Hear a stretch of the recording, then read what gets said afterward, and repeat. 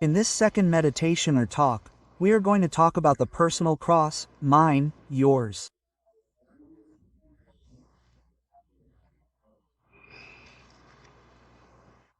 What exactly is this cross? We have already spoken about the cross of Christ, we have already meditated a little bit, we have contemplated his passion.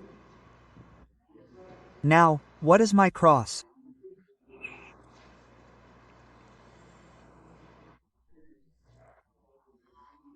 I have included the cross in this reflection, and crosses are always within this power and greatness of the cross. And I have divided this talk into 4 areas. First, all I am going to tell you is so that when you get home you just have to write down the main headings and then think about your own situation.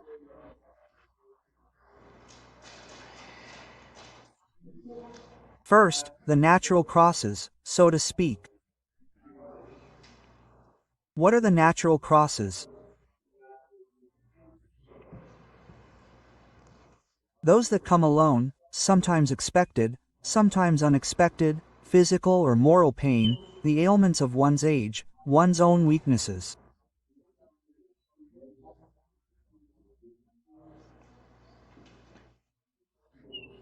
That is my cross, my natural crosses, sometimes premature illnesses.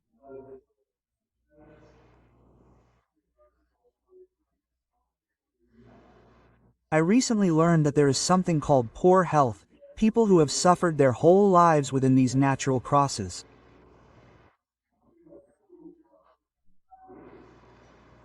Family misfortunes. My nephew died, my aunt got sick, everything affects us. But these things come on their own. Weren't you to blame? They came to you or to others.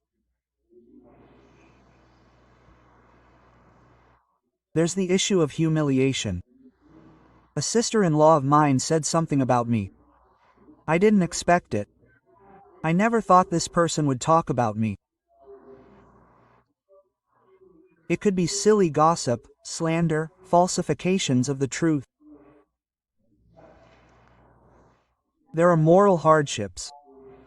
My daughter can't find a boyfriend. She's getting on in years. She's wanted to have a family her whole life. What do we do now? My son got married and they can't get pregnant. They come on their own, so to speak, they come and will come without me looking for them.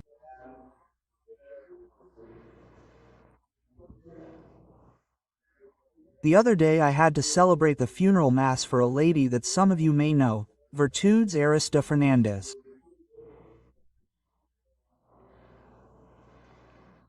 She organized talks for me here in Puebla. All her friends were between 78 and 85 years old. She was the young lady, she was 77, and what was shocking was that I gave her a talk on June 10, 12 December.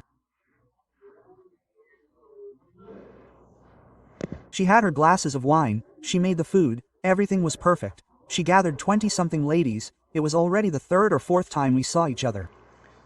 And 5 days ago, her daughter, who has been a friend of mine for 45 years, called me and said, "My mother died." Of what? She lay down in bed, sat up and couldn't even lift her legs. She fell backwards and died of a heart attack. You say, to a certain extent, a good woman, so attached to the church, organizer of apostolates, frequent mass, communion, and she died of a heart attack that was enviable to a certain extent.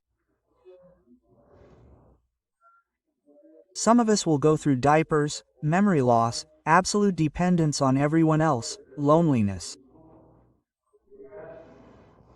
Why is it that for some, so to speak, I say, your mother dying is always ugly, you'll always miss her.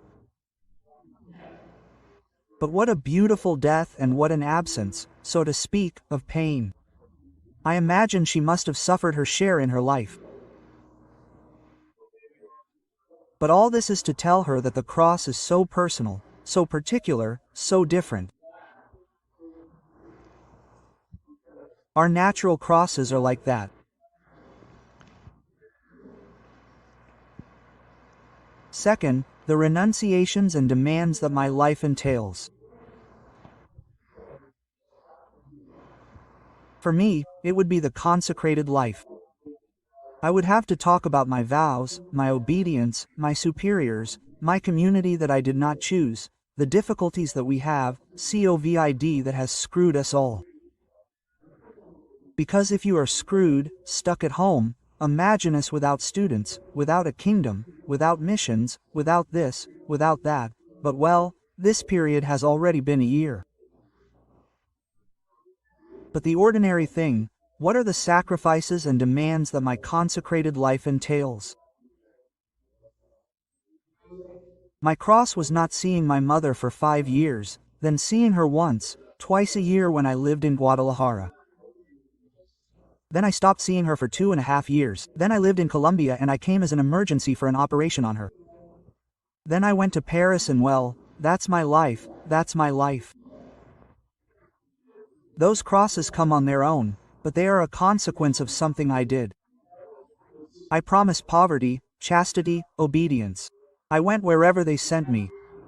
Forget about my religious life and think about your married life. What are the demands, sacrifices of your married life? You chose your husband, and if you're listening to me, men, you chose your wife, you met. I want to think that you had a beautiful courtship, you knew what you were getting into, but you had no idea of the price of marriage like I did, of consecrated life. Lack of respect. I would have liked him to talk more. I wish not. Some infidelity, which would be a tremendous shame. Renunciations and demands that your married life entails.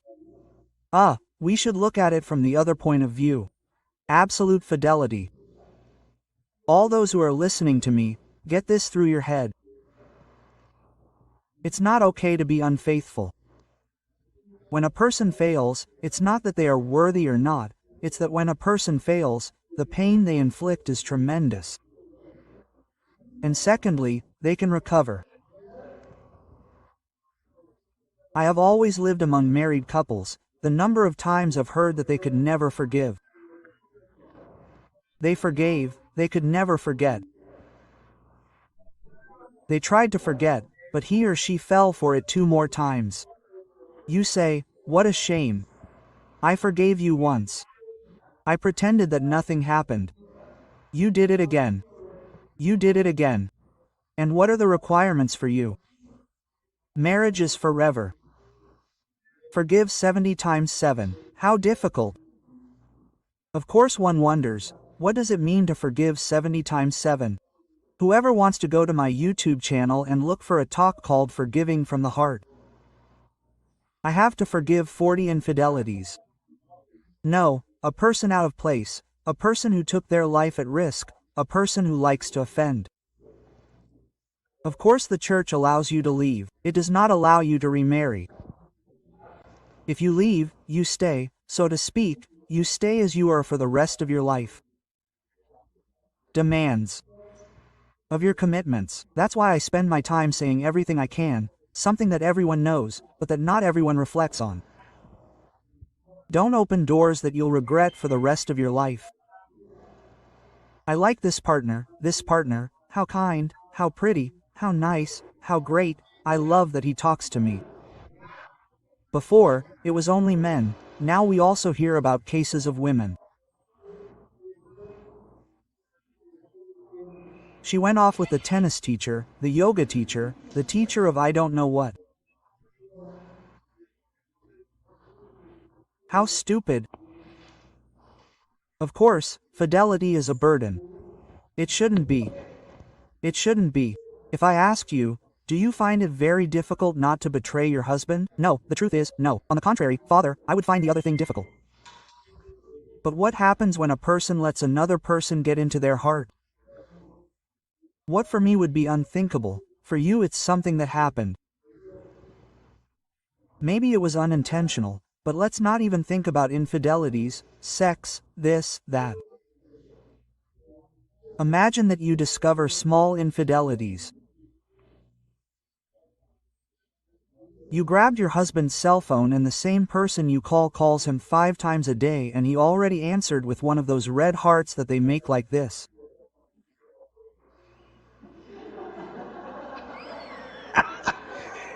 And who is this woman? And she answered with these little hands and he answered like this and the other one answered like this and so on. And now that we have 20,000 of those little drawings, with one key, how many things can you say and how many things can you ruin? Infidelities. Do you know what your cross is? You have to give up all that for the good of your marriage. And if you have an admiring, spectacular friend who writes to you all day for the good of your husband, your children, cut him off, block him. I didn't want to see how far he would go and your husband wanted to see how far you would go, your curiosity, your things, demands of my vocation. Another thing, you didn't marry a man, you married a whole family. Demands. I have to love my in-laws. Love them, don't tolerate them, put up with them. You tolerate things. I tolerate that my mother-in-law is completely dependent. I tolerate that my sister-in-law is involved in the business with us. You tolerate those things, but you love people. You will love. Sometimes marital problems that began due to disrespect towards the people you love the most. Think about this. What your husband or wife loves the most are their parents, their siblings, a friend, and you against what they love the most. Demands of your vocation, the family. Another, your children. Everyone wants children and then when they arrive, well, it shows that each child is a burden, it is a joy. But I am going to say something horrible. You would have had a child if someone had told you everything you were going to go through. Some will think, of course they would.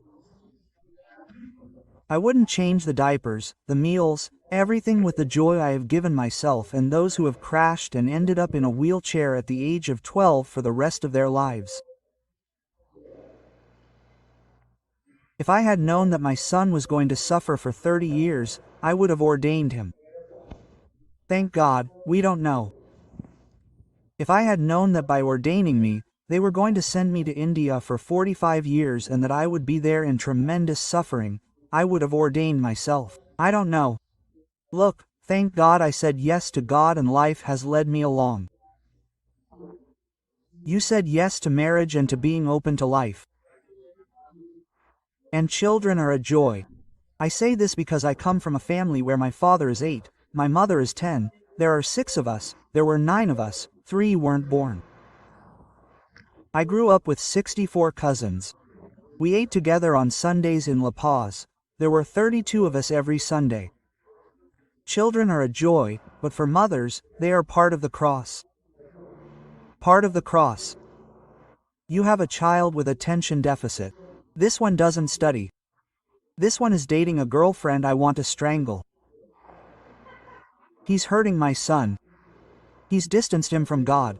He makes him indecent proposals. It's your mother's and father's cross to be there. How wonderful it would be.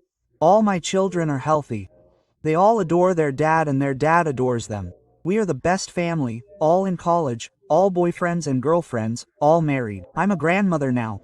Congratulations. The reality is so different, let alone the son who doesn't talk to you, the daughter who doesn't visit you out of malice or because I fell in love with a guy and went to live in Canada and haven't been able to come see you in 10 years. What suffering? We see each other on WhatsApp, we see each other on Skype, all that is part of the sacrifices and demands. The moment you opened yourself up to life, you knew that life would come with freedom and that one day I would tell you, Mom, I love you, but I'm getting married and going to France.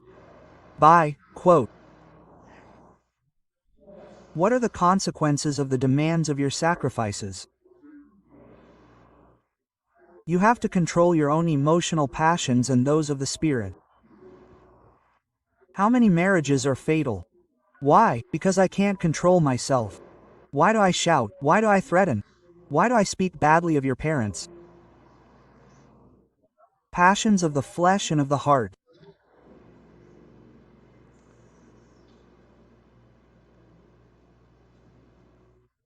How much does it take to be a woman?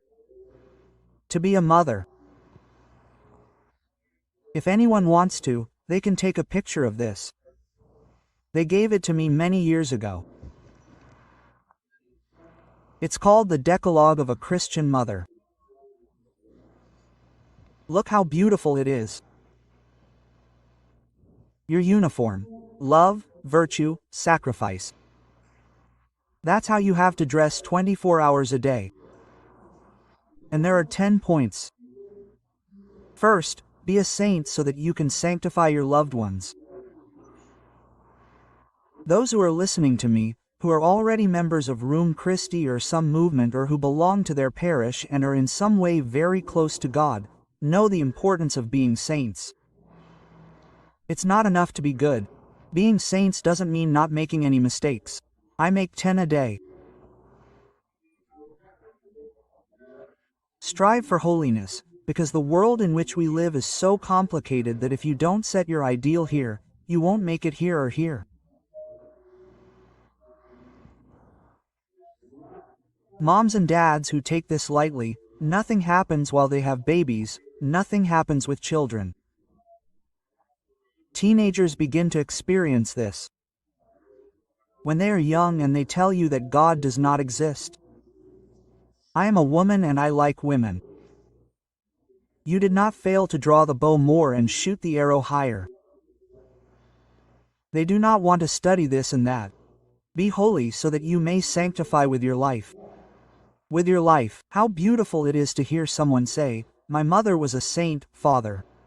I turned around 1,000 times, I fell, I got up, I did stupid things in my life. The memory of my mother was what lifted me up, my Father." Quote. Second, educate yourself in religion. Your children are going to ask. Religion is not knowing the Bible by heart. Religion, I'll summarize it in one word. Read the Catechism. Your children are going to ask you, what's the problem with me being a man and liking men? If love is what's important, parents don't know how to answer. Why is the church against diverse families? It's not against anything. The church tells you the truth. If you don't know it, how are you going to raise your children? What's the problem with an abortion in the first month and a half? There's no pain, there's nothing. A little ball of this size and I'm a very strong woman, I'll overcome it.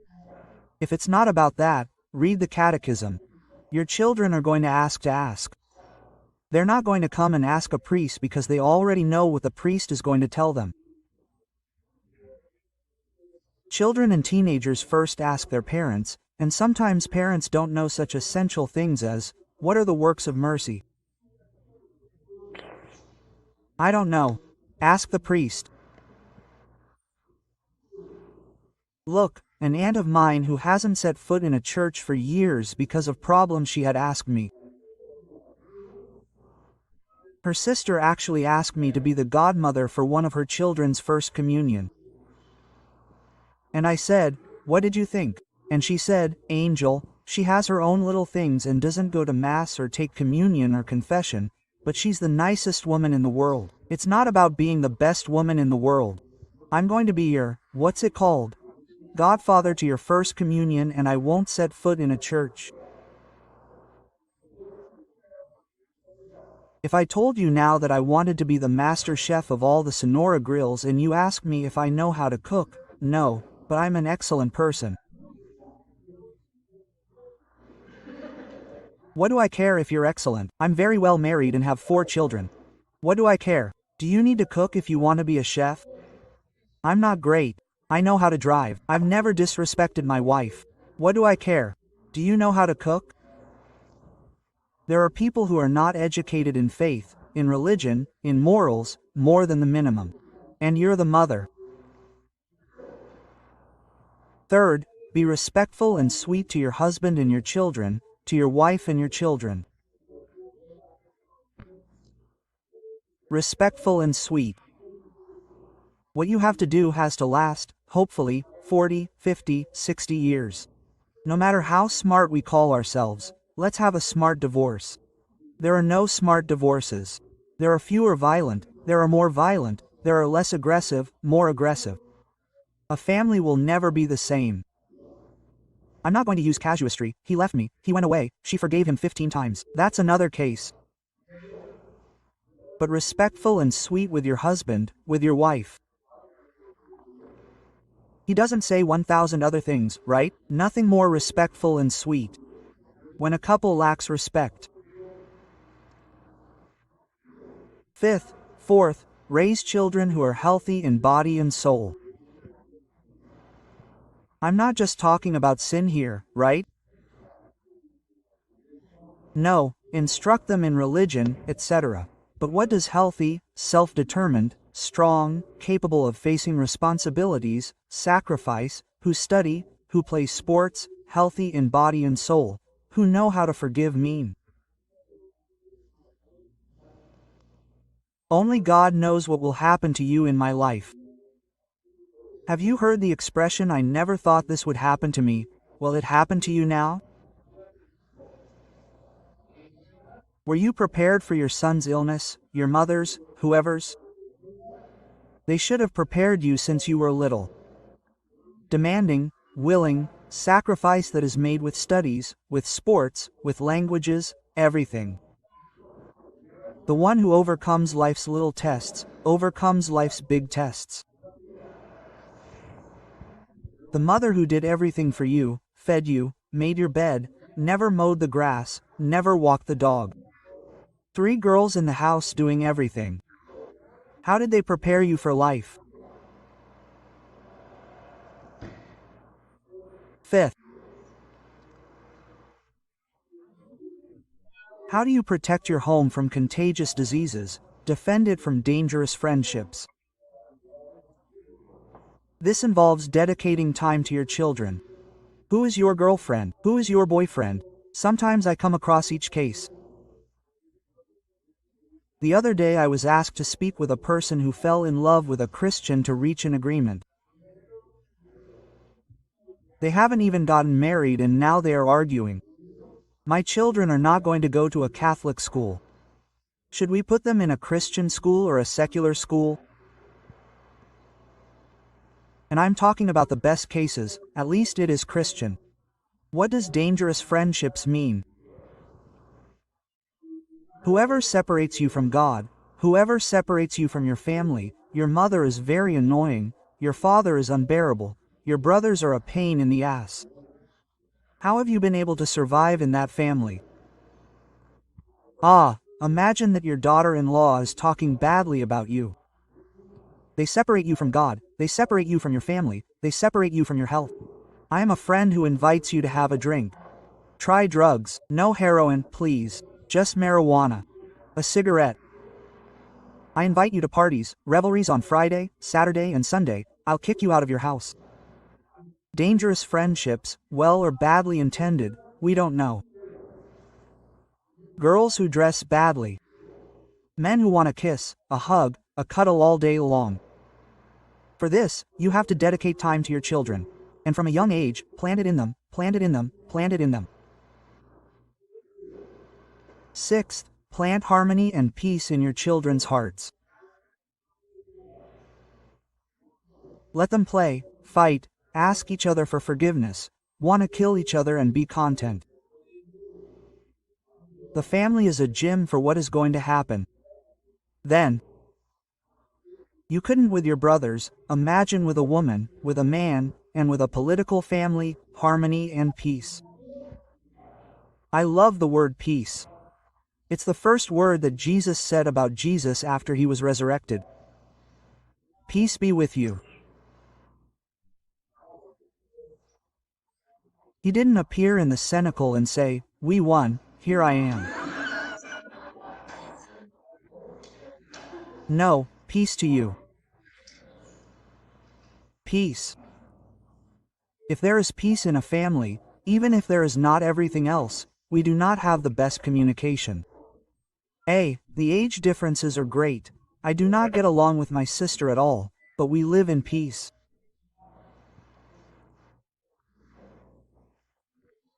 7th, surround your home with purity, watching your speech, dress, reading, and entertainment.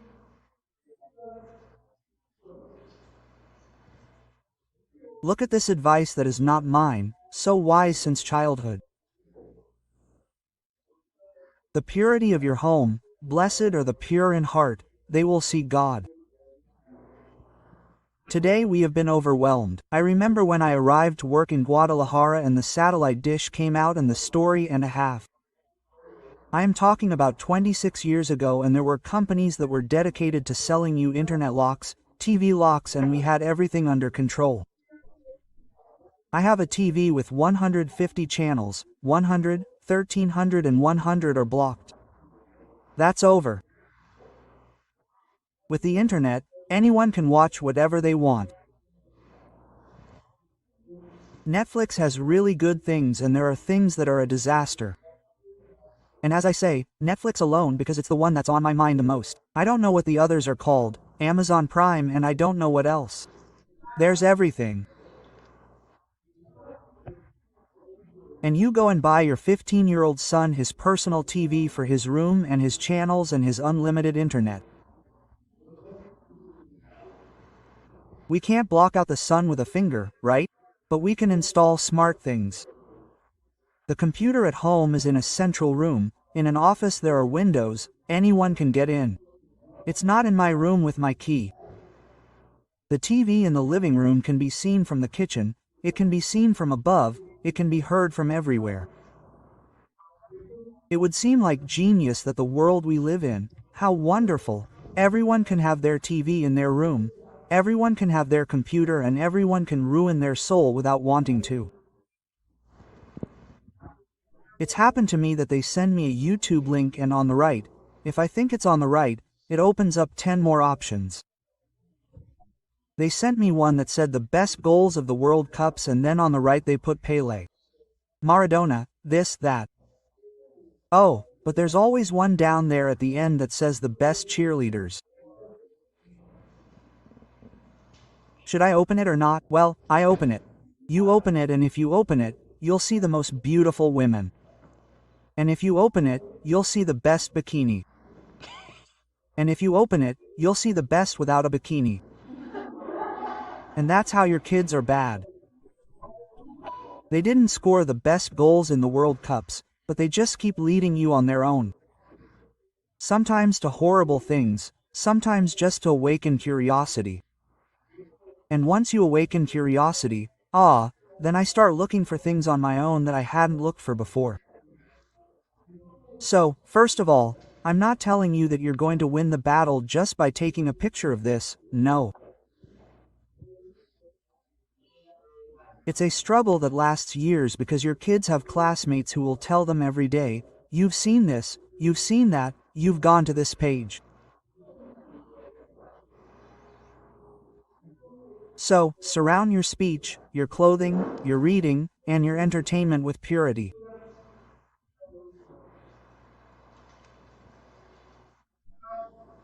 Eighth, combat idleness, gluttony, and all malice.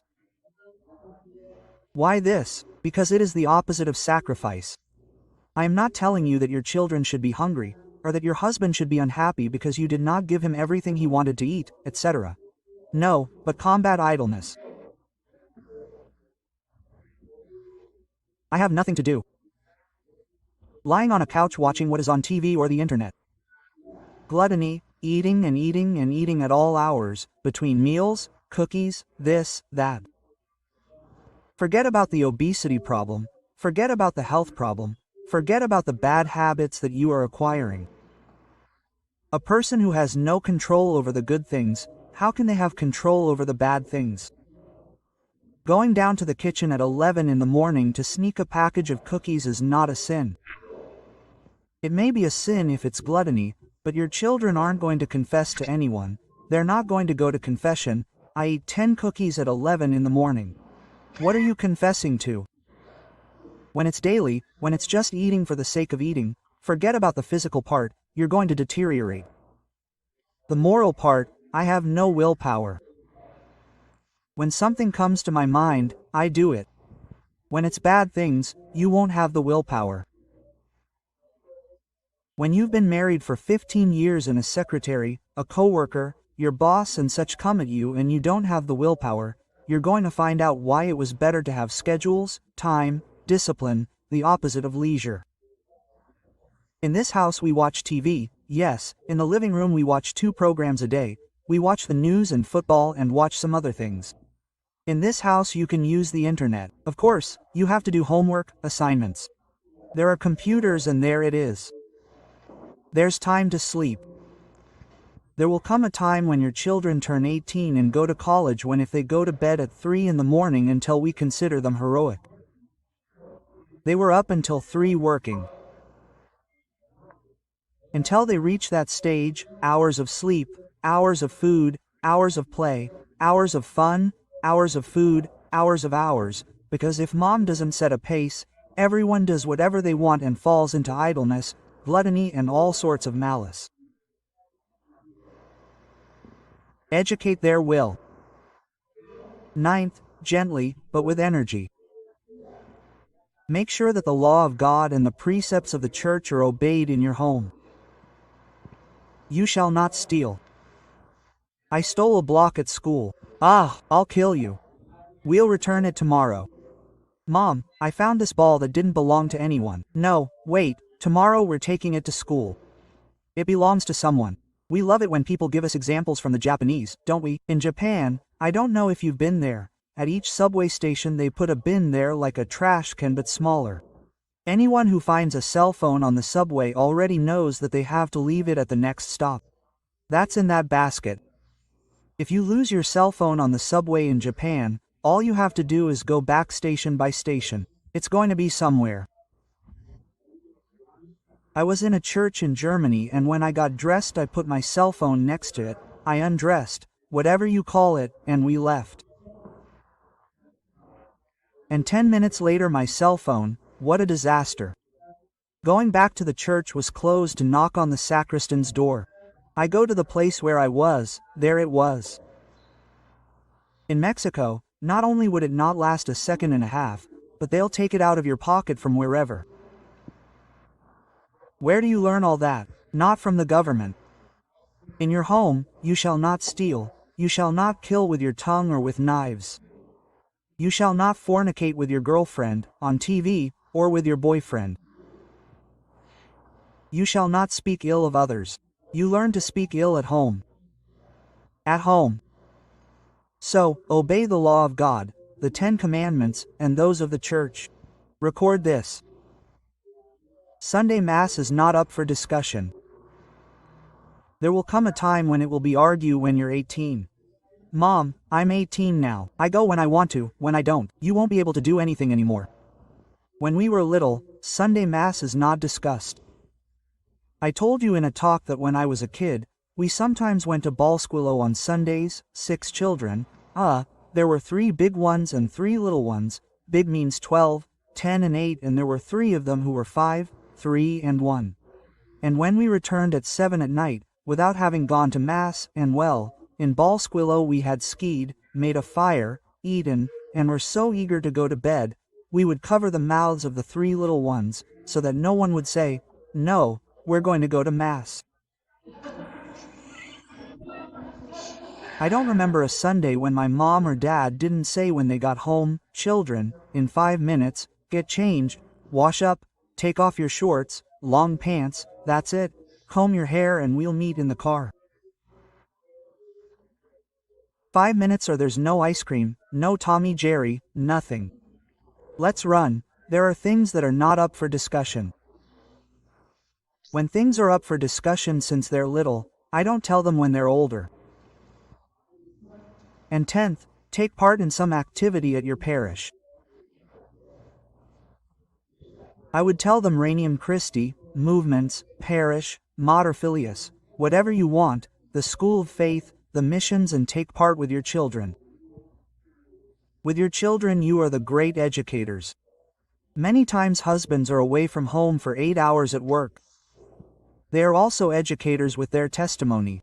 To the extent that they are sweet, good people, they go to Mass, they don't have the capacity, the time for so much chatter.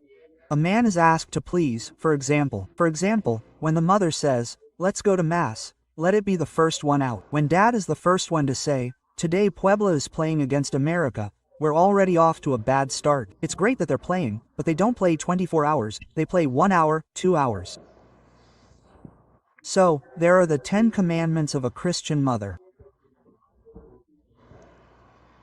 Third point, I told them, first, the natural crosses. Second, the renunciations and demands of your cross, as a married woman, as a married man, and mine as a priest. Third, a tremendous question. Are more crosses still necessary? After what I just said, I have to be even more self-denying. The other day someone told me something. There was a preacher from those old school churches, right? From the old school churches, he got up to the pulpit in the middle of the church. It was the time of the Passion and he said, "And Jesus sweated blood. An angel had to come to console him," something like that. Quote. And a man there in the second row said to him, "That was not enough." The preacher starts to get like this and continues. Besides that, they took him to the praetorium, slapped him, threw him to the ground, chained him up, and put the other one down there. It wasn't enough. And Jesus was taken away, they scourged him. 130 lashes, he was bleeding everywhere. A lash went across his face. It wasn't enough. The priest starts to get hysterical. He carried the cross, they took him out, they put the crown on him. It wasn't enough. The priest can't stand it anymore. He gets down and says, "Listen, why do you repeat everything I say? You say, it wasn't enough because it was a day and a half. I should have told you to marry my wife." Quote. We've been doing what I just told you for 35 years, being a woman, being a mother, being a grandmother. Many of you, in addition, may have had to work. And I still have to ask you the third question. Is there anything else we need to add to this? Well, look, the gospel says, it's the theme of our retreat. Deny yourself, take up your cross and follow me. There are things that I don't have to ask of you, your conscience should ask of you. Take care of your husband, take care of your children, don't let pornography get into your mouth, don't fall into gluttony, take care of this, don't steal, stop talking badly about your sister-in-law. Up to that point it's obligatory. But this third point, what does it deal with? It's about what's not obligatory and only you and God know if you're doing it. I have to respect my sister-in-law, but I don't have the duty to take her to the doctor myself and I offer and take her. If you hadn't done it, it's not a sin. If you do it, it's an act of sanctification. Your mother-in-law is a troublemaker and 3 sisters-in-law have spoken badly about her. You could either join in, you're committing a sin, or keep quiet. Or you can take a third step, which is no. Look, she may have her flaws like I have more than her. But look at the beautiful side of our mother-in-law. Ta-da-da. In addition to putting a stopper on the 3 sisters-in-law, they will never forget the example. Your apostolic work. I told them, get involved in some activity in your parish, in the kingdom of Christ and wherever you want. If you don't get involved, it's a sin, right? But if you do, it's a cross, it's a burden, it's a schedule. I already have a husband and I have 4 children and I have horses, I have baseball, I have English, I have French and a special child, not because he is very sick, but that this special attention and also I get involved in collaborating in the parish or in the preparation of the bride and groom. How? How are those crosses that did not come naturally or are not required by your vocation worth it? You are going to look for those out of pure love for God. Which ones are worth more? The third ones. The third ones. When you leave here, because I can't give all the examples in the world, it's almost time, each one has to ask, what is Jesus asking of me in my conscience that I can give him? What is called self-denial, taking up your cross, having intimacy with your husband, with your wife, can be wonderful. It can be a cross. I know from some that it can be a cross, but it is certainly a requirement for marital stability, for love, for affection. It is a duty. It was called debitum conjugalum. It is a duty. On the other hand, what I am talking to you about right now is not a duty. It is not a duty. Personal sacrifice. I love chocolate. The whole Lent without chocolate. I love wine. I'm going to give it up because I could be a bad example for my children. And here comes the most important thing. If you give up chocolate, humanity does not change. You change. In addition to losing 4 kilograms, your will changes, etc., etc. But humanity did not even notice that you gave up chocolate. If I stop going to the movies, no one changes. I simply gain hours of work.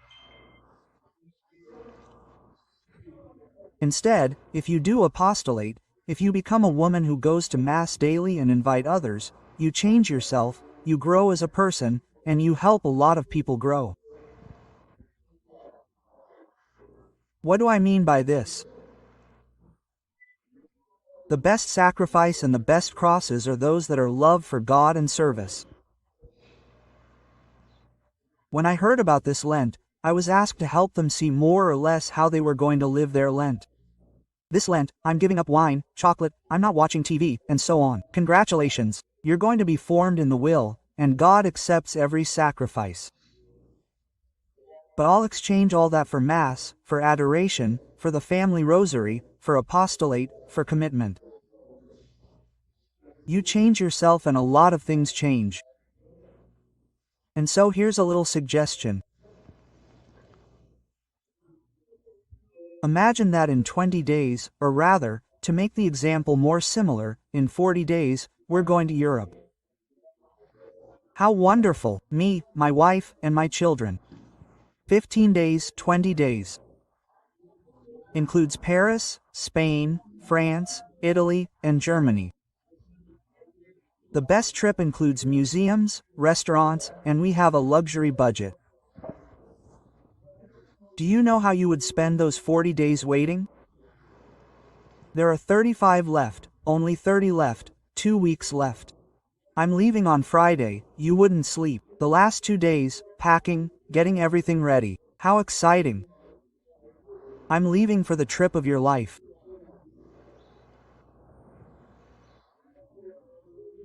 Many times we don't arrive at the resurrection with such eagerness, with such desire, and with such love, because we didn't live Lent.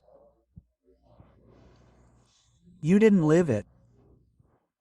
Arriving at Easter Sunday without having done anything. Oh, today is the resurrection. Instead, deprive yourself of material things, give all the love you can. Go to the Eucharist every day if you can, if not 3 times a week.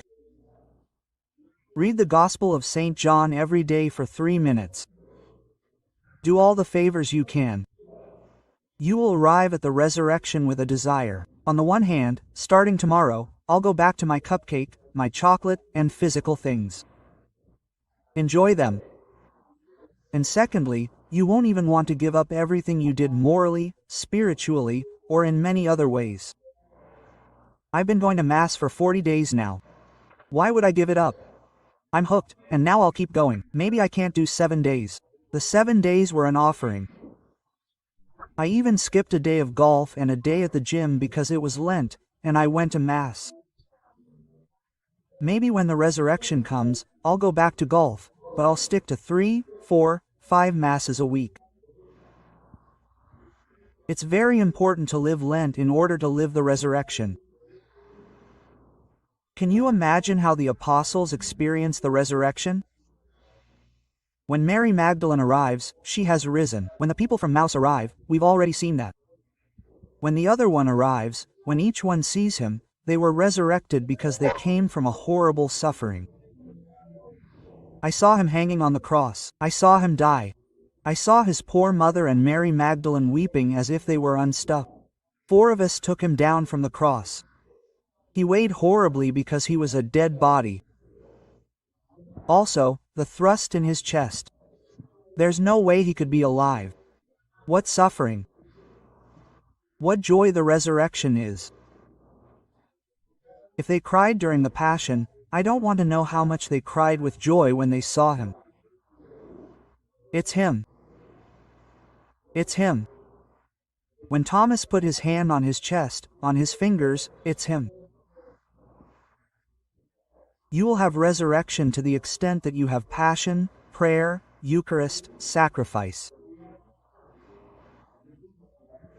Don't listen to me and you will reach the resurrection like just another vile day where the question is, will we be in Balsecchio? Will we be in Mexico? Will we be in Acapulco? Or where will we be? And you will have ruined the most important liturgical period of the entire year. And it doesn't come back, those graces don't come back. If you decide to go to daily Mass or do adoration, which there may be here or in your parish, even if it's from outside, from the car, trying not to offend God, while confessing, you know that you can take a soul to heaven every day. There are people who convert at 60 years old and when there are profound conversions they say, "My God, why didn't I wake up at 25? Why haven't I been doing this since I was 30?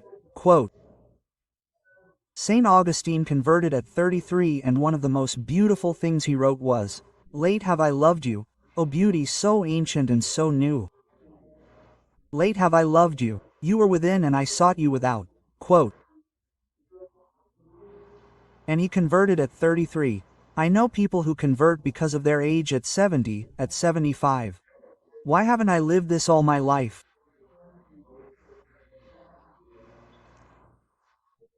So, what are you missing? I said, natural crosses, demands of your vocation.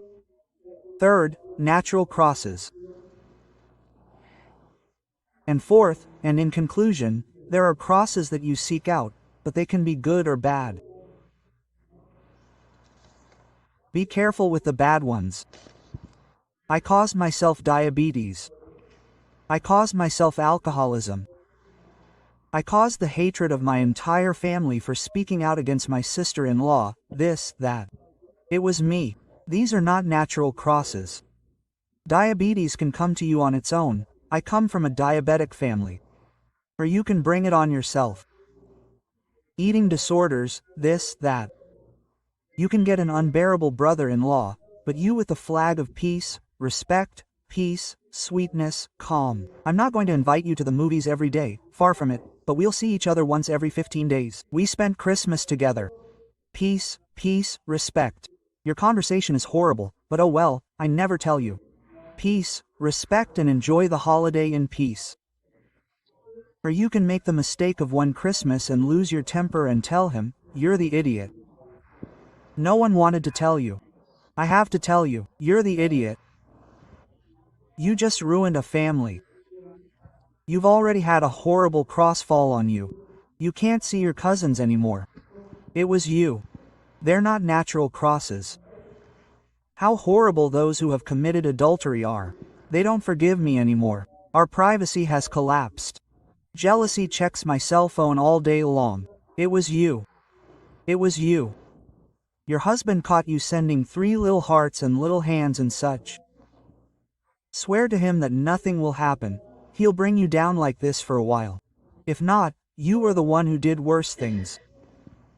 No, I didn't start. My coworker started.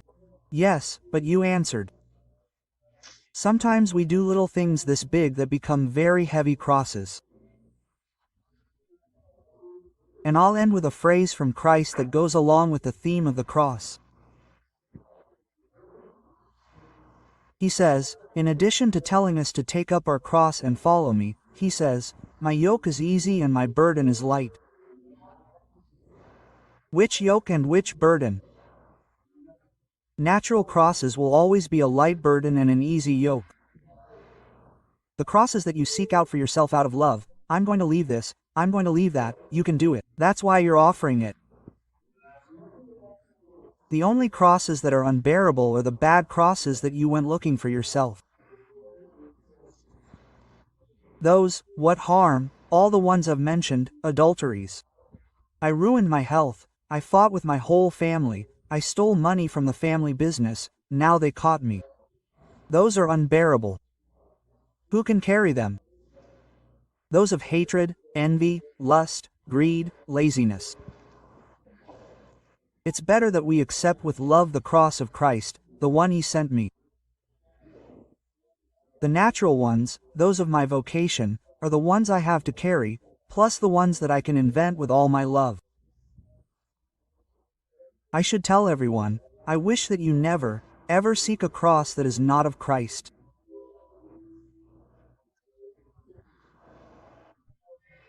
If the retreat was called the power and greatness of the cross, we could end with the phrase horror, disgust, and big problem of the cross that I went looking for. They are unbearable. I hope that these little talks, even if they are quick, help you live Lent to the fullest, to promise, to commit, to leave things behind so that you may rise on Easter Sunday with enormous happiness and fullness, and that it will be the hook to live closer to God each day. Thank you, and may God bless you always.